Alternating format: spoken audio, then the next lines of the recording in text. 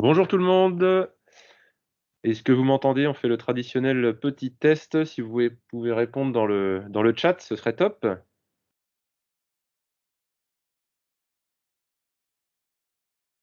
Ah, ça a l'air de marcher génial. Est-ce que, deuxième question, même punition, est-ce que vous voyez bien l'écran que je partage avec notre nouveau logo superbe? Allez, c'est top. C'est top. Merci à tous de votre présence aujourd'hui pour donc notre premier webinaire de la rentrée. Je m'appelle Fabien, je suis directeur marketing du groupe Dynamips. Et on va donc causer sauvegarde aujourd'hui et en particulier d'un éditeur qui s'appelle Vim, qui est juste le leader mondial en matière de sauvegarde et notre partenaire technologique, chez Dynamips sur cette offre. Je suis accompagné aujourd'hui de Nicolas Kayser, directeur innovation. Bonjour Nicolas. Bonjour à tout le monde. Ainsi que de François Guillet, ingénieur avant-vente chez nous spécialisé sur la partie infrastructure. Bonjour François. Bonjour à tout le monde. Voilà, donc nous ferons la présentation avec Nicolas et puis François sera là en tant qu'expert, peut-être, pour, éventuellement compléter ce qu'on dit avec Nicolas et surtout pour répondre à vos questions les plus, pointues éventuellement à la fin. Comme d'habitude, vous aurez accès à la présentation. Le webinaire sera disponible en replay sur notre chaîne YouTube. Vous aurez un petit mail derrière de bilan qui vous sera adressé par Diana. Donc vous pouvez être tout à fait concentré sur la présentation, pas de notes à prendre a priori.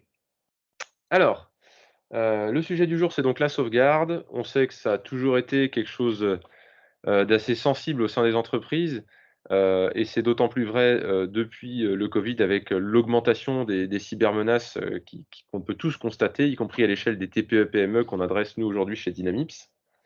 Et donc on va parler, de la nouvelle version de Vim, hein, qui va donc toucher l'ensemble des solutions Vim, qui est donc la fameuse V11 et qui apporte son lot de changements, avec notamment beaucoup de services qui seront inclus dans les abonnements de base. On va vous expliquer tout ça. On fera aussi, de la démo, de la solution. Nicolas nous a préparé une super démo et puis derrière, on vous présentera, tout ce qui est accompagnement Dynamips ainsi que la partie licence. Donc, je rappelle que Vim donc, a la particularité de fonctionner de base sans agent. Donc, c'est une société qui a apporté une grosse évolution dans le monde de la sauvegarde. Ils ont été très disruptifs et quand ils sont arrivés, ils ont vraiment apporté quelque chose de nouveau, ils se connectent directement en API sur les hyperviseurs. Donc, historiquement, ESX de VMware et maintenant Hyper-V de Microsoft. Et donc, ça permet de sauvegarder les environnements virtuels sans déployer d'agents sur chaque machine virtuelle, ce qui était nécessaire avec tous leurs concurrents. Donc, c'est ce qui explique le succès énorme de leur solution. Le deuxième point vraiment très différenciant, c'est la simplicité, la facilité des interfaces qui a séduit tout de suite le public technique, puisque on n'est pas perdu dans des menus trop complexes. Et puis enfin, le dernier point vraiment important, c'est la fiabilité, la facilité de restaurer des données de manière très granulaire. On peut vraiment aller chercher un fichier dans une VM qui était sauvegardé sur une infra, ce qui n'était pas le cas de leurs concurrents à l'époque. Donc, depuis, les concurrents ont fait des gros efforts et maintenant, il y a d'autres acteurs qui arrivent presque au niveau de Vim, mais enfin, ça reste vraiment le gros leader. Et en tout cas, sur la zone Europe, ils sont loin devant leurs concurrents. Donc, Merci, Nicolas. Donc on va tout de suite entrer dans le vif du sujet. Juste comme d'habitude, hein, si vous souhaitez réagir, en direct, privilégiez plutôt le chat encore une fois pour poser vos questions, faire vos observations et puis à la fin, de toute façon, on répondra à toutes vos interrogations. Donc c'est parti. Donc, on a une nouvelle version de Vim qui est sortie il y a quelques mois, donc qui est la version 11, qui apporte de très très nombreuses nouveautés. Il y a plus de 200 nouveautés annoncées par Vim et présentées par Vim. Nous, on a voulu zoomer sur quelques-unes parce que sinon, on va y passer la journée. Et puis, en plus, toutes les nouveautés ne concernent pas tous les usages. Donc, nous, on a voulu vraiment faire un focus sur ce qui va concerner la sécurité et les performances, ce qui va intéresser plutôt les TPE-PME que nous adressons. Donc, au niveau des nouveautés, la première qu'on a souhaité mettre en avant, c'est le contournement du cache système. Donc, il faut savoir qu'au niveau d'un système d'exploitation, il y a un cache à chaque fois qu'il y a des données qui transitent pour s'assurer qu'elles sont bien écrites au bon endroit, etc. Ce qui est très bien, ce qui fonctionne bien, mais qui peut ralentir un petit peu les performances. Et donc, pour une partie de la sauvegarde, donc on rentre un peu dans les choses techniques, mais ce qu'on appelle les data movers chez Vim, pour les cibles data movers, eh bien, ils ont programmé un contournement du cache du système d'exploitation et ils ont constaté donc chez Vim une augmentation des performances d'environ 50% sur les temps d'écriture et du coup de sauvegarde sur le moteur. Donc ça fait un gain vraiment significatif, très important, avec des volumes de sauvegarde qui sont toujours croissants. Et donc, il faut qu'on arrive à avoir des systèmes de sauvegarde qui suivent la volumétrie qu'on a à sauvegarder. Le deuxième point, c'est également toujours sur des histoires de performance, c'est les écritures alignées. Donc, il faut savoir qu'un fichier enfin tous les fichiers en informatique sont découpés en blocs et ces blocs peuvent être de tailles différentes. Et le fait d'aligner les blocs sur une taille identique, donc là, Vim a fait le choix comme beaucoup de spécialistes du stockage, d'aligner les blocs sur une taille de 4 kg. Le fait 4 kilooctets, le fait d'aligner ces blocs, ça permet d'accélérer également les transferts, puisqu'il n'y a pas de latence pour passer d'un dimensionnement de taille de 4 kg à 8 kg ou au-dessus.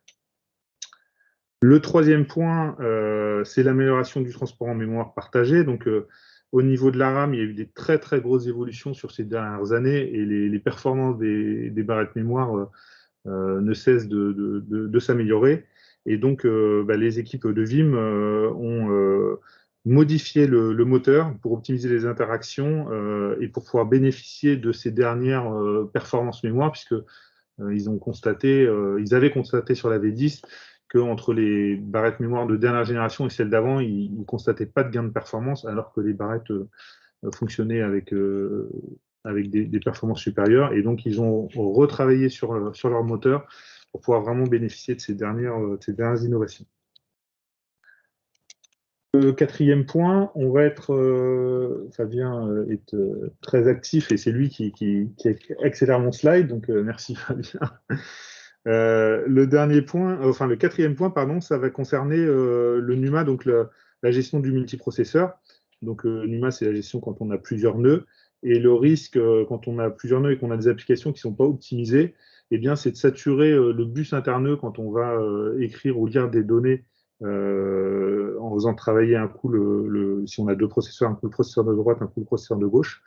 Et donc là encore, les équipes de Vim ont travaillé, ont optimisé le code pour que les sources des data movers, les data movers sources et soient toujours sur le même nœud, et donc pour pas saturer le bus et donc de ne pas perdre de performance. En cinquième point, on a identifié la partie compression, donc qui est une partie importante dans le modèle de sauvegarde de Vim. Donc il y a un gros travail d'actualisation sur l'algo de compression. Alors sur la compression en elle-même, il y a un léger gain annoncé par Vim, et c'est surtout sur la décompression où ils annoncent jusqu'à 28% de vitesse supplémentaire au niveau de la décompression. Donc ça permet évidemment d'accélérer les restaurations de manière importante. On est toujours sur ces problématiques de volume de plus en plus gros, de sauvegarde de VM de plus en plus grosse, et donc de besoin de restauration rapide, puisque vous avez, quand vous avez besoin de restaurer, en général, c'est que vous avez besoin des données assez rapidement.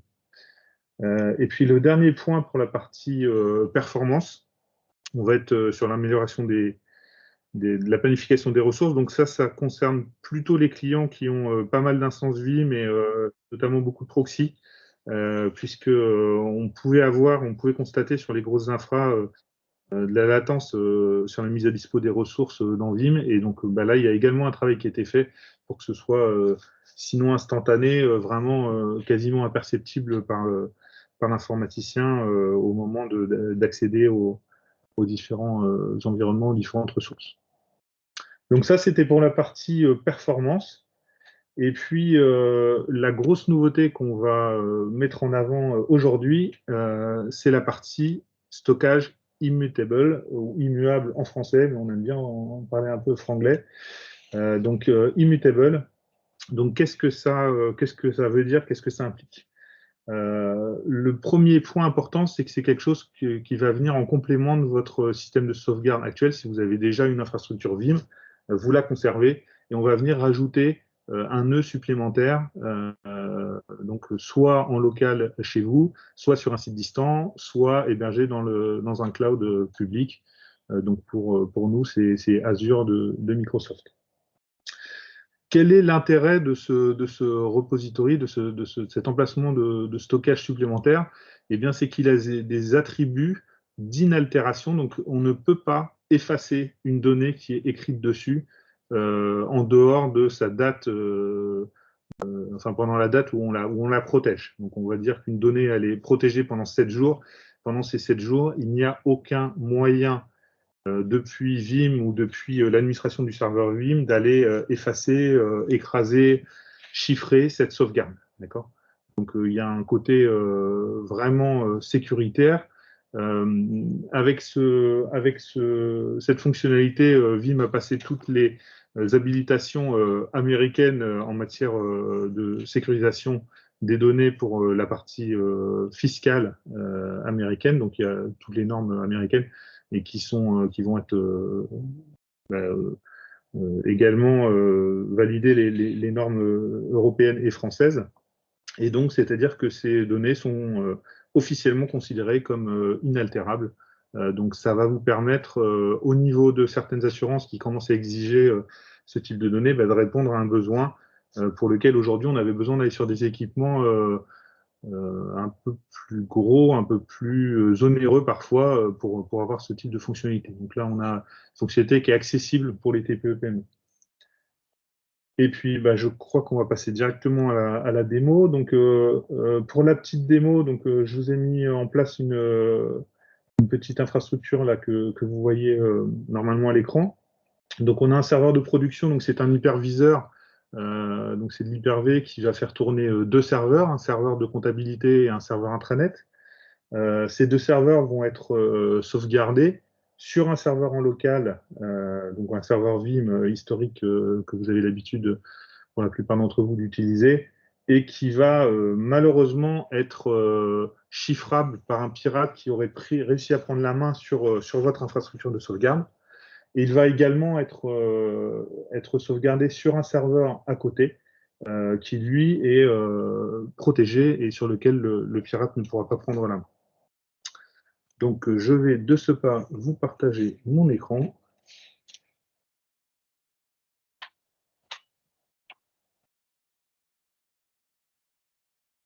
Alors, même question que Fabien, est-ce que tout le monde voit bien mon écran?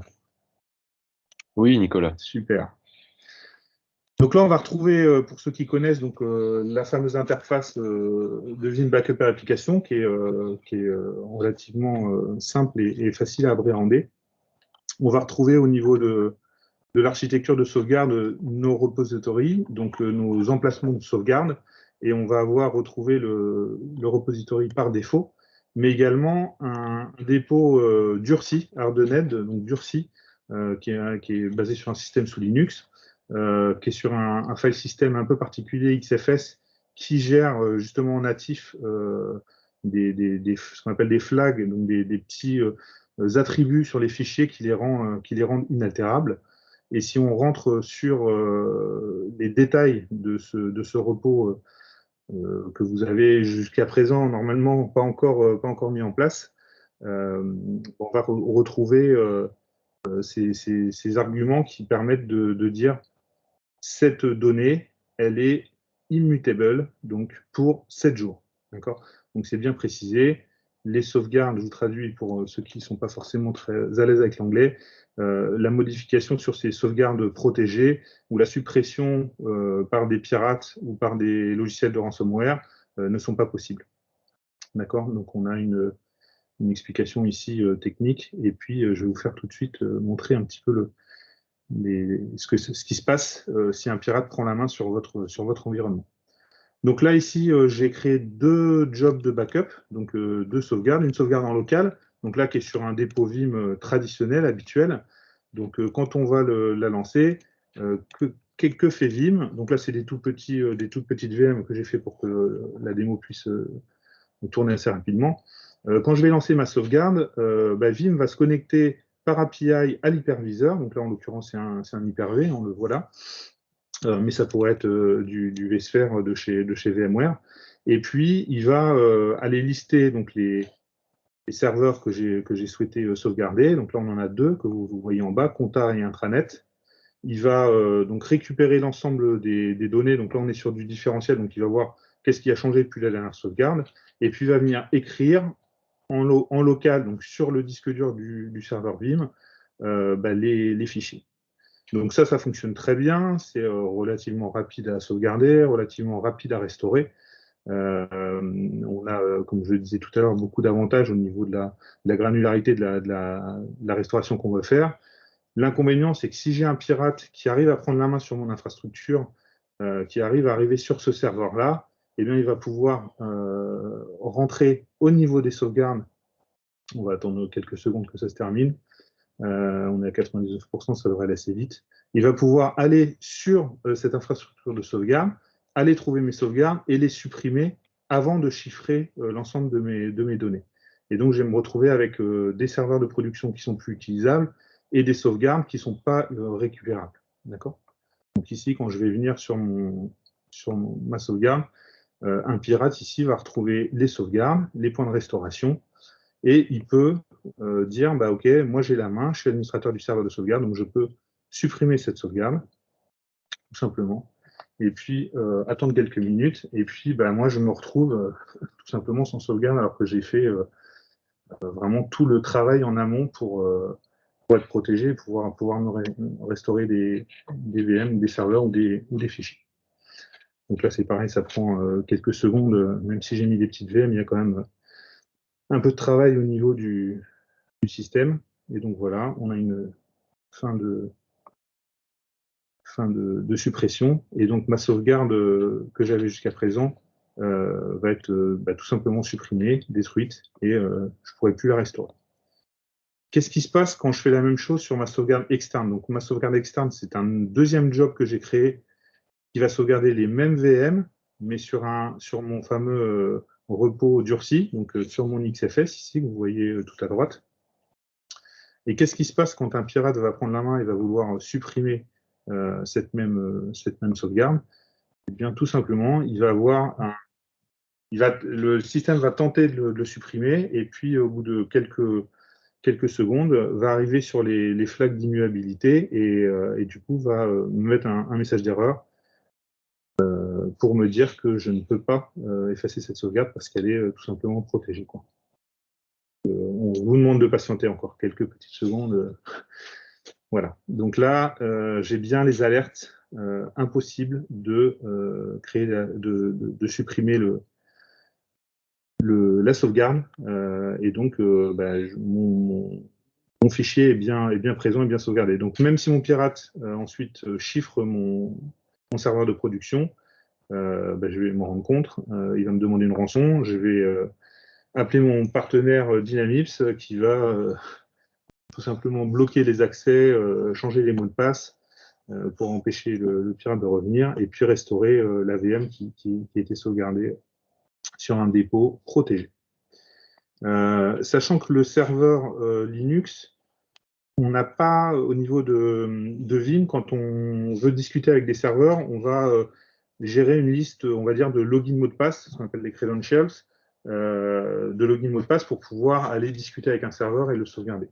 Au niveau de cette fonctionnalité donc de sauvegarde immutable, donc Vim a programmé un système avec des clés de chiffrement partagées, et donc on ne stocke pas sur le serveur Vim les identifiants et les accès aux comptes au serveur Linux. Donc en fait, il y a un agent qui est installé sur le serveur Linux qui discute avec Vim de manière chiffrée, mais en aucun cas le pirate ne va pouvoir prendre la main sur le serveur pour aller formater le disque ou faire des actions pour nettoyer. Donc la seule chose que ça nécessite, c'est que ce serveur Linux il soit bien à l'extérieur de votre infrastructure sur lequel il y a le serveur Vim. Hein. Ça ne peut pas être sur la même VM, sur le même hyperviseur, parce que là, sinon, vous avez un risque que le pirate détruise complètement votre machine. Donc, c'est bien une machine qui est à l'extérieur. Donc, soit c'est dans le même local physique et vous avez une machine physique à côté pour jouer ce rôle, soit vous souhaitez l'externaliser vraiment. Donc, nous, on s'appuie sur Azure de Microsoft. On va pouvoir vous proposer une VM dans Azure sous, sous réserve que votre débit Internet permette évidemment de faire cette sauvegarde. Hein. Il faut un minimum de débit sortant en fonction de votre volumétrie. Mais on va pouvoir sécuriser tout ça. Donc j'en ai fini pour cette petite démo qui, une fois n'est pas coutume, a fonctionné. Et je repasse du coup la main à Fabien pour la suite. Merci Nicolas. Alors il y a eu plusieurs questions sur la démo, mais je vous propose quand même d'aller au bout puisqu'il nous reste 2 slides à tout péter derrière et qu'ensuite on puisse se poser entre guillemets sur les questions. Alors, pourquoi migrer? Donc si vous avez bien compris en substance ce que vous a expliqué Nicolas, il y a différentes raisons. Évidemment, de manière générale, vous renforcez la sécurisation et la protection de vos données d'entreprise. Vous rendez votre sauvegarde inaltérable. La démo l'a bien montré. Et puis, vous bénéficiez aussi de ces fameux nouveaux services qui sont finalement inclus dans la V11 de Vim, en fait. Ce ne sont pas des services qui arrivent en supplément. Donc, c'est vraiment quelque chose aujourd'hui qui est intéressant et nouveau prévu par Vim. On va maintenant parler licence. Nicolas, est-ce que tu peux nous expliquer les différents modes de licence qu'il y a sur cette V11? Oui, bien sûr, Fabien, avec plaisir. Donc, le système de licence chez Vim, il est toujours. Enfin, il y a pas mal de licences chez Vim différentes. Mais finalement, on peut le résumer à 3 grandes familles. Donc, on a la version Community Edition. Donc, on ne conseille pas forcément pour de la production, même si au niveau fonctionnel, c'est déjà pas mal. Il y a beaucoup de fonctionnalités incluses. On a quelques limites en termes de nombre de machines qu'on peut sauvegarder, mais surtout, on n'a pas accès au support Vim en cas de problème. Et donc, pour un environnement professionnel, c'est quelque chose qu'on ne préconise pas. En revanche, pour des équipes qui souhaiteraient tester la solution, etc., allez-y, franchement. Ben là, la démo que j'ai faite, c'est avec une Community Edition. Pour sauvegarder 2 VM, il n'y a pas de souci. Ensuite, on a 2 modes de licence. Donc, le mode historique qui est par socket, ce qu'on appelle des licences perpétuelles. Donc, vous achetez une licence à vie pour un socket, donc la V11, toute votre vie, à vous. Vous pourrez utiliser la V11. Évidemment, quand la V12 ou la V13 va sortir, il y a un moment où vous n'aurez pas les nouvelles fonctionnalités. Et donc, comme beaucoup de produits perpétuels, c'était la mode dans les années 90-2000, et puis maintenant, c'est plus trop la mode. Maintenant, on est plus sur des modèles d'abonnement, et c'est là où Vim donc, a évolué il y a maintenant 2 ans, avec une licence qui a un peu changé de nom, mais aujourd'hui, c'est la Vim Universal License, donc la VUL, où là, on va être sur un modèle plutôt d'abonnement. Donc, on va éventuellement s'engager sur 1, 3 ou 5 ans. Mais on va donc toujours bénéficier des dernières nouveautés et des dernières fonctionnalités. Donc c'est le mode qu'on privilégie aujourd'hui, comme pour, vous avez remarqué, la plupart des outils informatiques et des éditeurs passent sur ce modèle-là. Donc pour l'instant, ça cohabite encore avec le modèle socket.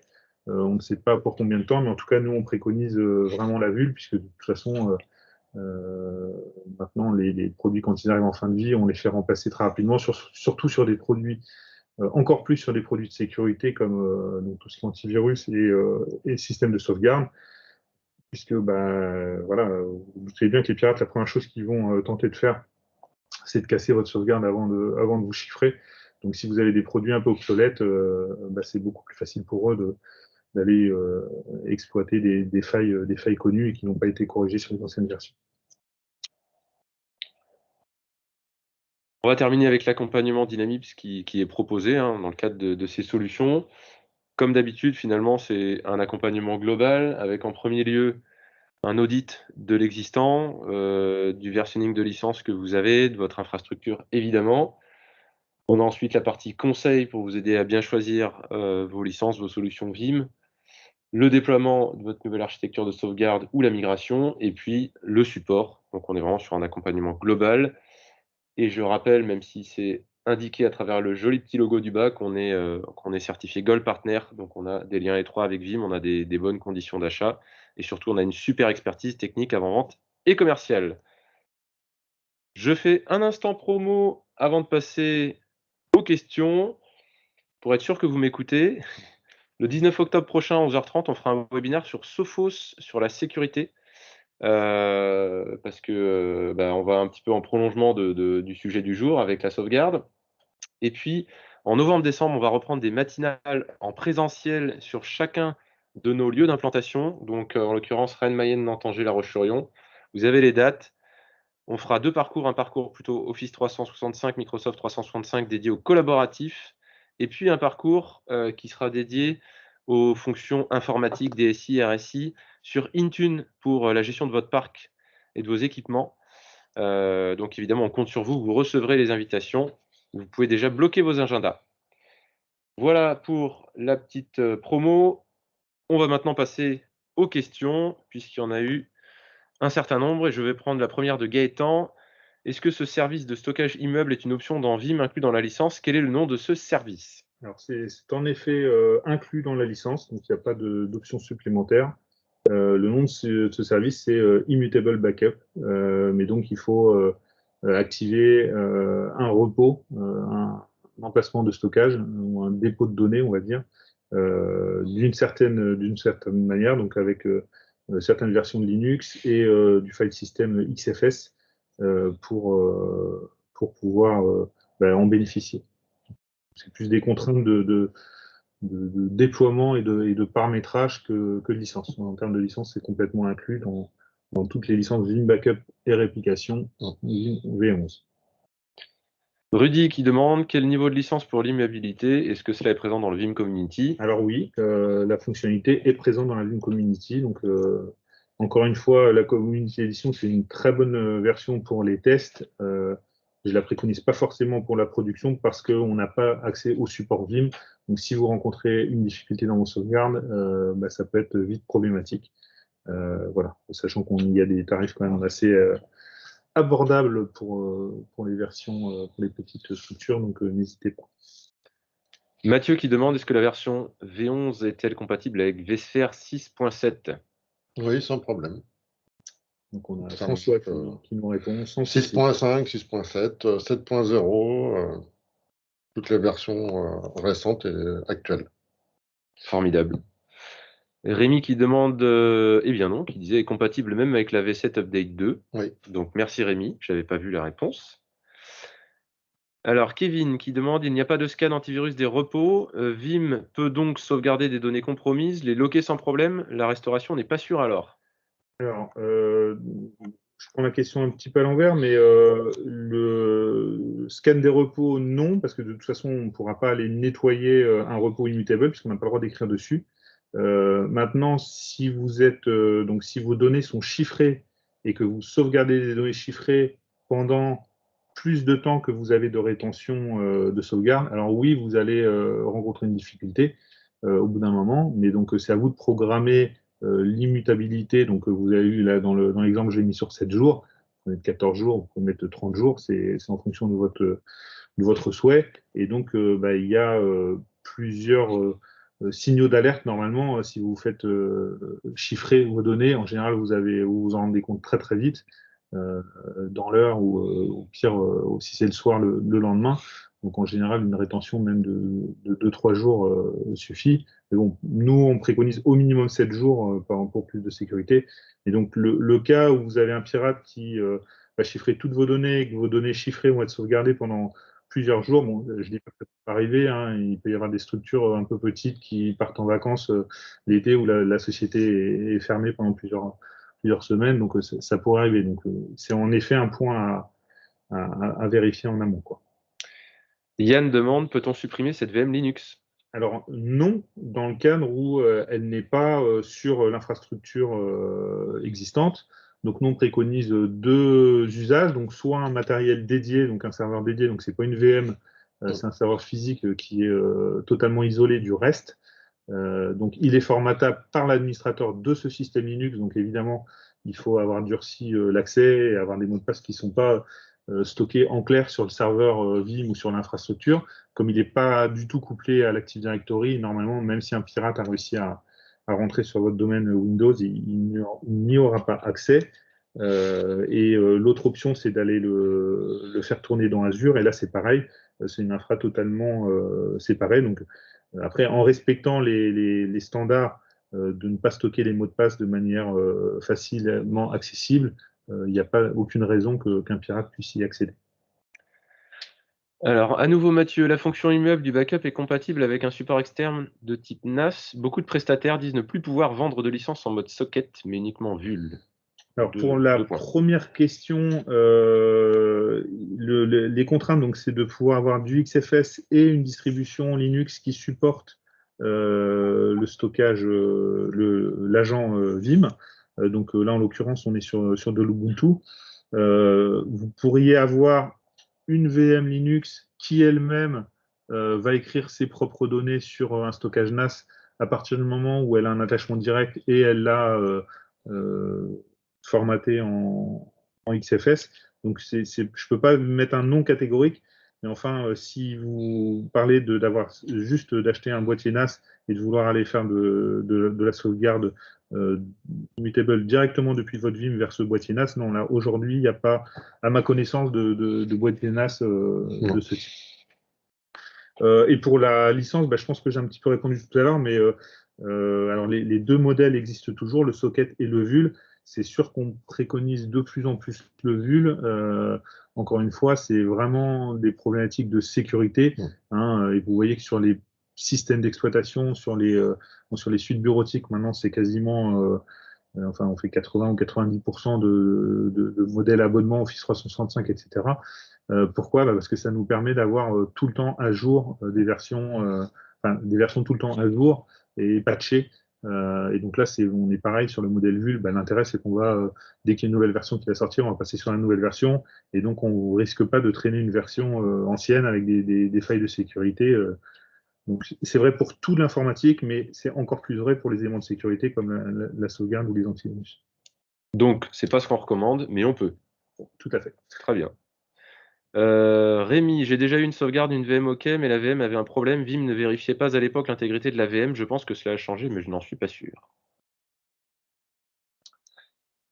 L'intégrité en elle-même, non, mais après, on a des mécanismes avec Vim qui permettent de faire du sure backup, c'est-à-dire qu'on va être capable de lancer un job qui va permettre de dire que ce que vous avez sauvegardé est bon et de permettre de redémarrer votre VM si vous avez un souci après une restauration. Donc, ça soulève un problème un peu plus général de la fiabilité des sauvegardes. Aujourd'hui, pour être sûr qu'une sauvegarde est fiable, il n'y a pas d'autre moyen que de faire des tests de restauration réguliers et de vérifier l'intégrité des données. Donc, ça fait partie normalement des process standards de sauvegarde. Et oui, vous n'êtes jamais à l'abri d'une faille à un moment sur un transport, soit parce que la source était défectueuse, soit parce que la destination est défectueuse. Donc, c'est important d'avoir plusieurs sauvegardes. Hein. Donc là, encore une fois, avec le Vim Immutable, nous, on préconise d'avoir une sauvegarde Vim standard plus l'Immutable en externalisé. C'est toujours le modèle préconisé par Vim, hein, d'avoir au moins 3 sauvegardes, enfin 3 fois ces données présentes sur 2 supports différents, dont une externalisée, la règle du 3-2-1. Donc, si j'ai mon serveur de production plus un premier serveur de sauvegarde, plus un deuxième serveur de sauvegarde immutable en externalisé, on couvre bien cette règle des 3-2-1. Ce n'est pas une obligation légale, mais c'est, disons, les bonnes pratiques. Monsieur, alors Pascal, si le hacker parvient à prendre la main sur la VM Linux, peut-il supprimer les données? Oui, là, si vous êtes administrateur d'un système, quel qu'il soit, Linux, Unix, Windows, Android, ce que vous voulez, si vous êtes administrateur et que vous avez la main sur le file system, vous pouvez au pire formater le support et là, vous avez tous les droits. Donc, d'où l'importance de ne pas stocker ces credentials. Alors, en revanche, pour prendre la main sur la VM Linux, il faudra qu'il exploite d'autres failles et d'autres méthodes et d'autres moyens que ceux qui lui auront permis d'accéder à l'environnement Windows. Hein. Donc, c'est là où on a une couche de sécurité relativement importante, enfin beaucoup plus importante. Maintenant, si vous avez vraiment le top level des hackers qui s'acharnent sur votre société pendant des semaines dans l'ombre sans que vous vous en doutiez, oui, vous avez un risque qui arrive assez fort. Le partage de la clé partagée est directement intégré dans l'agent Vim installé sur l'OS Linux ou est-ce un service supplémentaire à installer côté Linux? Non, c'est intégré. En fait, au moment où on fait l'installation, la première installation, en fait, on crée un compte, un ad-user sur le système Linux. Donc, on crée un compte standard, mais qu'on va appeler temporaire. On utilise ce compte-là, on le rentre, ses credentials, dans le serveur de Vim. Donc, il va utiliser ce compte-là une fois pour venir communiquer avec le serveur Linux en SSH, installer son agent, installer ses clés prépartagées, etc. Et ensuite, on retourne sur le serveur Linux. Une fois que l'installation est faite, on supprime ce compte. Donc, il n'existe plus du tout. Hein, il n'est plus dans le DC Password. Il est complètement dilété. Donc, on ne peut plus y accéder à travers ce compte. Et par contre, Vim continue de pouvoir communiquer avec ce serveur pour écrire ou lire et restaurer les sauvegardes, mais en aucun cas, il n'a plus accès au système en tant qu'utilisateur. Rudy, à nouveau, peut-on faire de l'immutable sur du Vim Azure Connect? Ah, alors là, Rudy, tu chipotes. Hein, non, on n'a pas encore travaillé sur cette offre. Donc aujourd'hui, c'est du spécifique pour l'immutable. On ne rentre pas dans l'offre Vim Azure Connect. Mais je prends le point, Rudy, merci. Je prends le point. Je vais regarder ce qui est possible de faire. Est-ce que vous avez des dernières questions? On est à votre écoute, bien sûr. N'hésitez pas, pour une fois, il y a François. Il peut répondre à toutes vos questions, hein, même si je sèche. Le passage d'un Vim 10 vers 11 demande une nouvelle licence? Absolument. On est sur un produit différent. Donc, si vous êtes sur de la Vul, évidemment, en fin de renouvellement, on passe sur de la Vul Vim 11, donc on n'a pas de contraintes. Si vous êtes sur l'ancien modèle de socket perpétuel, là, oui, si vous avez acheté du socket perpétuel en Vim 10, toute votre vie, vous pourrez faire du Vim 10, mais vous ne pourrez jamais faire d'immutable avec. C'est un des soucis. Je rajouterai juste une petite chose. Il faut que vous soyez, si vous voulez faire en perpétuel de la migration 10 en 11, il faut être sous maintenance active. C'est-à-dire qu'il faut que vous preniez une maintenance courante. Sinon, ce n'est pas possible. Bien vu. Est-ce qu'on peut faire de l'immutable sur un site de recovery? Ah oui, absolument, c'est très fortement conseillé. Hein. C'est vraiment l'idéal. Il faut juste que le débit entre votre site de sauvegarde et votre site de recovery soit suffisant pour permettre le transfert, mais oui, tout à fait.